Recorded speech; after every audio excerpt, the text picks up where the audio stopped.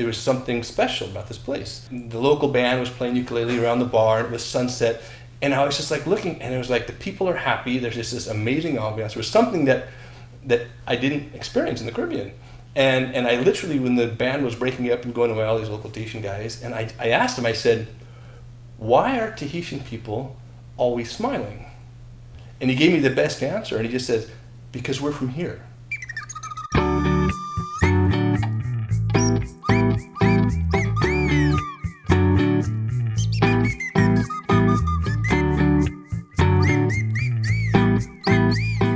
The airline industry is a very competitive one. Even though passenger numbers are always increasing, airlines often struggle to turn a profit. Many of them find it even hard to survive. So in this competitive industry, is there an alternate to either being a full-service carrier or being a low-cost airline, just flying people, giving them cheap fares? It turns out there is an alternate, and that is the boutique airline brand. A boutique airline brand is neither a full-service airline nor a low-cost carrier. Air Tahiti Nui is a successful boutique airline brand that has been profitable by offering a very unique experience to its customers and ensuring that employee morale remains high. How did they do it? I flew to Tahiti to find out and learn some very interesting things from some of their executives.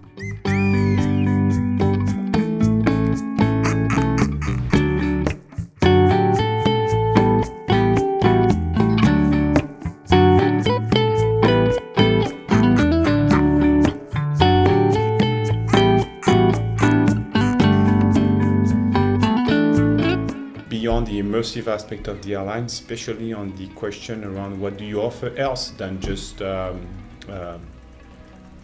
low fare, unbundled fares, or full service airline. What at the end of the day is the future of an airline like us, which is never going to be with 20 aircraft or 30, 50 aircraft. This country is not big enough to sustain big hotels everywhere. So how do you make sure you provide value to your client and still be there in the future? Mm-hmm. And what we've been deciding with migrating to the Boeing 787, where we are as the expert of the destination, we think we are very well placed to be able to provide something to our client beyond their journey on our aircraft. So what we need to do, that we need to work on the existing traffic flows to enhance our revenues and our bottom lines, and that can be done through multiple areas. It can be done through, you add capacity, you adjust capacity, you throw in more business class capacity, or now with the new 787, now we have this fantastic not only business class but premium class. It can be done through work on distribution channels. What are the most profitable channels versus other channels?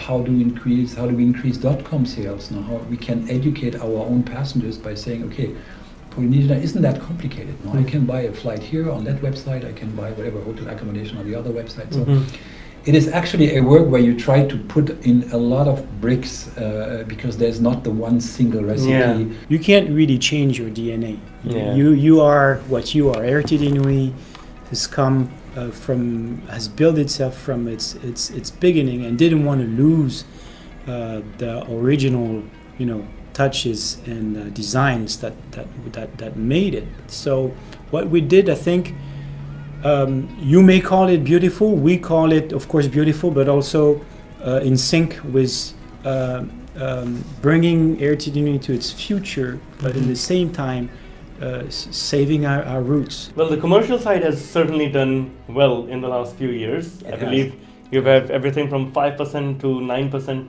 profit margins. We had very good margins, yeah. And what do you think is the reason for that? Most leisure airlines are not profitable consistently. It's you got to enhance your product. You got to differentiate yourself through product. So we're not a low-cost carriers, unlike other competitors on the route. So we try to focus in our communication and the way we provide our service on this full service aspect. But we are Polynesians, and actually this is a USP in the sense that, first of all, we have the expertise of the destination. Secondly, Tahiti has a reputation throughout the world which is absolutely fantastic. People don't always know where it's exactly situated, but they know it's the paradise on earth, and you have so much blue lagoons and beautiful islands.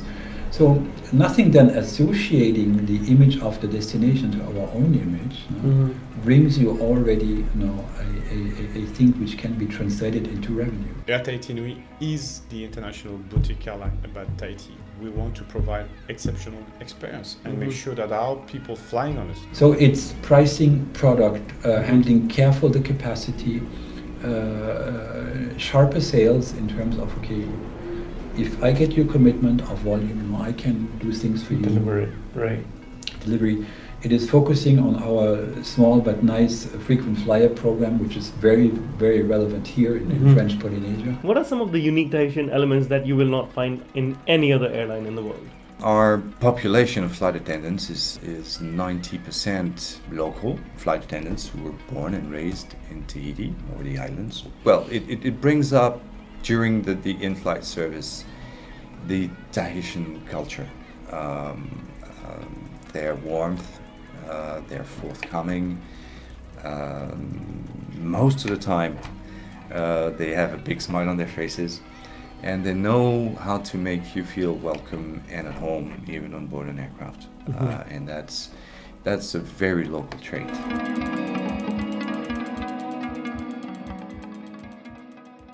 Put a lot of resources and energy with the team.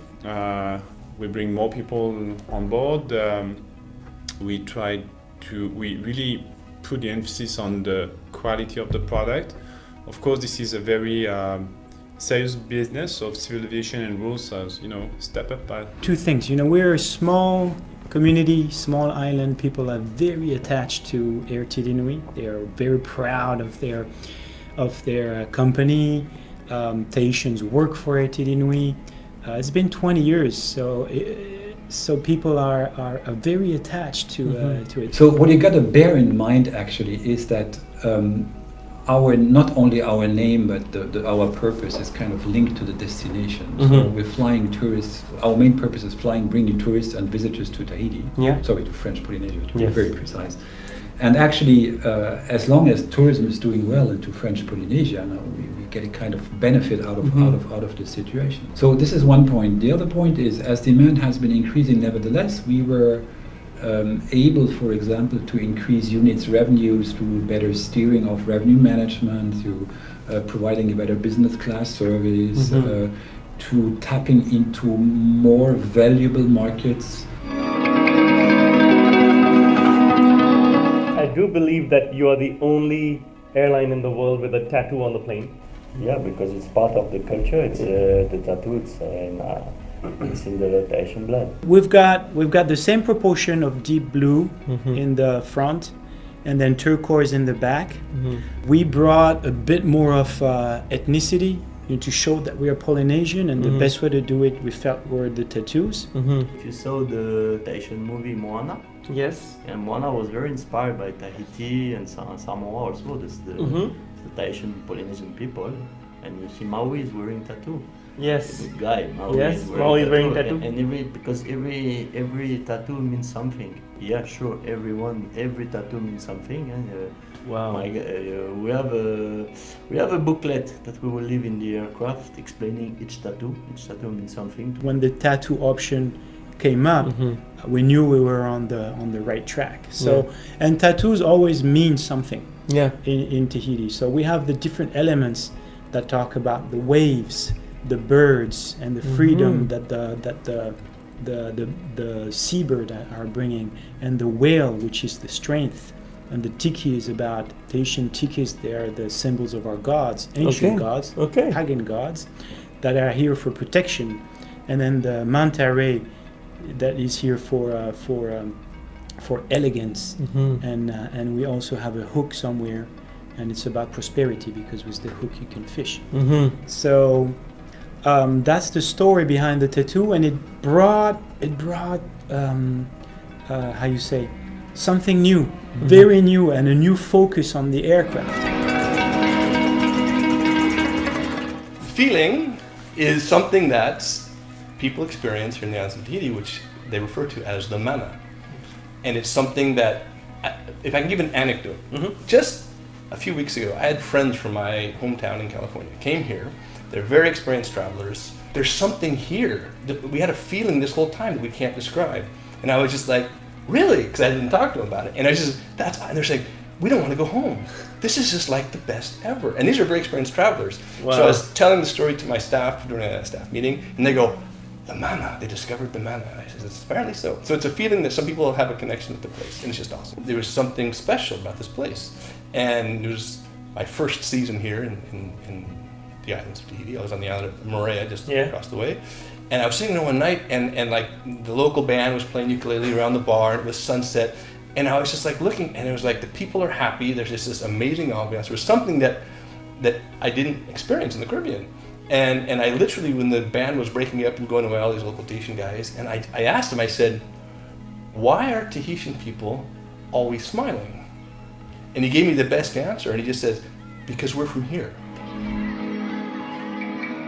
How has working with Air Tahiti Nui helped you? They helped me in the marketing and commercial aspects. Marketing, because they have a lot of a network around the world, and so in Japan, New Zealand, France, for Europe, USA, and they talk about us on each commercial director, and they go to see agency, tour operator, and talk about Tahiti Nui helicopters. So they call us, and we try to find some arrangement on the price. So you leverage on the network of agents and the distribution of Air Tahiti Nui. For me, there's nothing more awesome than inspiring people to promote their culture and their country, and y'all just get out of their way at that point once they're turned on. And going forward, a big thing for me is to inspire the next generation of Polynesians. And part of what we do here locally is, they call it in English, the sensibilization campaign. Okay. It's literally, we have a local TV show, I don't know if you've seen it or not, and it's literally showing all the different types of jobs there are in tourism. Let's talk a little about the product, because you mentioned the 787. Yeah. I flew in and I had a glimpse at the business class. Yeah. And I realized that unlike most new business class on 787s, you have a 222 configuration. Yes.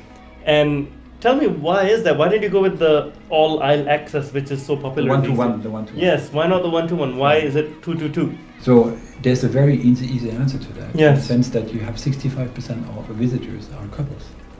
65% of couples? At least. So they're traveling to, it's a once-in-a-lifetime thing. There's a lot of honeymoon traffic, and by definition, celebrating alone your honeymoon, there may be an issue. So this was a deliberate choice. We're not a corporate carrier. Don't forget that. We have very few corporate traffic, because you don't have big corporations here. But this is really to satisfy the high-end couple honeymoon traffic wanting to fly into French Polynesia. So at the end of the day, the 222 configuration popped up rather automatic. Okay. And we're not alone in the industry, but so it was a deliberate choice. No, it's not kind of squeezing more seats in there or no. The Boeing is a very powerful airplane in terms of technology. It's a very new way to exploit and manage planes. So here at the IT department, we created a specific infrastructure designed with Boeing in order to connect the plane to the different information system of the company. We're putting strong emphasis on digital at the moment for that. Not digital for digital. The great thing for us is the connectivity. Some people will say, well, that's too bad. This was the only place aside from the rest of the world to be by themselves. Completely disconnected. Yeah. But we're saying to people, that's your choice, and you can disconnect, and we will probably tell them here in this part of the world, in this place, just disconnect and appreciate what's behind you. We are now creating a new mobile application. There is a mobile application for the entertainment system, but we are now working on creating a travel companion, a new application that will be connected to the CRM, so that with all the data we collect, we could be able to propose some additional services or additional experiences to the customer. What we want to do with technology and connectivity is making sure we provide, if they want to, seamless experience immersive from the point they start on board Right. in Paris to the point where they go out and back home. So the travel companion app will be separate from the Air Tahiti Nui app? Yes, it's mainly for economical reason, but yes, it's separated. We it would be nice to have only one. Now we start with two. Yeah. Because the Panasonic has developed the application, and so the application was developed by Panasonic and adapted to us. Yes. The companion app will be created from scratch to be very near the needs we feel we design for our customers. And this is the one that will have the concierge service, which will guide. Yes, in the future. Yes. The first, we will work in two phases. Okay. The first phase will be to have the very expected services from a airline application, which is to be able to book, to check in, to have a view of the flights you purchased, and also another part will be to give information to the passenger, so that he all along the flight or the travel, he will have some information regarding what happened on the flight, if there is some delays or if there is some interesting information that we can push to the customer. We will do that through the companion app. Okay. In the second time, yes, we will create something special in order to propose additional experience to the customer. It's not about making money, it's just about participating. I'm going to be your guide today. I'm off. Let's have experience.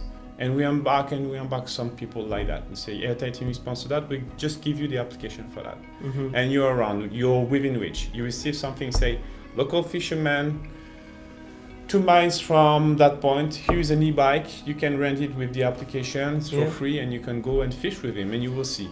It can go this way, it can go up to hiking in the mountain because the weather is okay.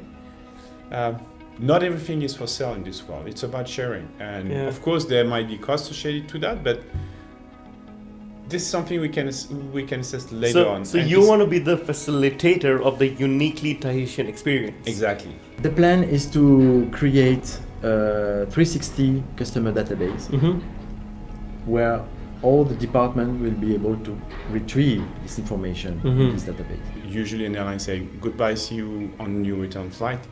We'll probably be still in contact with them and providing ideas, hints. How so? How would you do that? Well, there's many things you can do. Some of them, for example, the Emirates have been doing like car transfer to their home with other things. We think we can do more, especially when you're on a destination where you need to provide guidance to what you have to do. There's a lot of things that people don't think about that we can help them. Last night I tried the roulettes in the city. The roulette is a perfect example. I waited 3 days because I did not know until someone from Air Tahiti Nui told me that's where you got to go at night. But let me give you an example. Before your journey, we interact with you, you have the app, and you're coming close to a little fisherman that just said that he has his application, and he says, well, I'm off today. I'm probably going to want to bring some of your people within to go fishing with me. And you're around, and you said, yeah, I'd like to interact with people. And I received by the guy itself, through us. We give them, we select people. So local experiences. Really local experience that wants to participate. It's not about making the job of some other people. There are some inbound receptive business that can do things. But what we are talking about is not stepping on their foot. It's probably partnering more with them. There's a lot of people that wants to tell about their experience in the mountain, climbing, go fishing, go diving. It's about really embedded everything. You can have every tools you want. It is the human being behind that, and how do you deliver a vision and a coherent vision to your client. We want our passenger to feel that for the locals they're at home, for the tourists they're already as soon as they step in, they're in vacation, they're feeling the mana, the Tahitian sense. No, it's very important for us. Okay. With the staff, with the not only the library, but inside also, you notice we can have. For me, there's nothing more awesome than inspiring people to promote their culture and their country, and y'all just get out of the way at that point. Once they're turned around, And going forward, a big thing for me is to inspire the next generation of Polynesians. But I think we opted for the right strategy, competitive pricing, great product, Polynesian identity, and all this sold together with this famous, charming environment. I think we have a couple of trump cards in our hands in order to make it happen. So it's great. We're excited about what's coming. It sounds like the people and our client are welcoming what we're doing, but we need to go beyond. Yeah, it's changing fast, and there's no way we can we need to put the full thrust. Like the pilot said, it's toga, which is maximum takeoff. There's no way we can stop. But that's great. Yeah. Well, I wish you all the best, Matthew, and thank you for sharing. Thank you for your time. What I realized spending so much time with Air Tahiti Nui executives was that the secret to the airline's success was threefold. One, the brand elements that made it a boutique airline translated into the passenger experience. From the tiare flower on the tail of the Dreamliner to the same flower being given to passengers as they boarded, to the cabin smelling of the same flower. That is rare, if not impossible, for most airlines to achieve. Secondly, there was a clear focus on driving revenue as well. It's not just about feel-good brand elements translating into passenger experience, but the in-flight entertainment system, for example, showcases videos of what to do in Tahiti. The 222 business class configuration is optimized for couples and not necessarily business class travelers who want aisle access. And finally, there is tremendous collaboration between multiple stakeholders because Air Tahiti Nui realizes that it needs to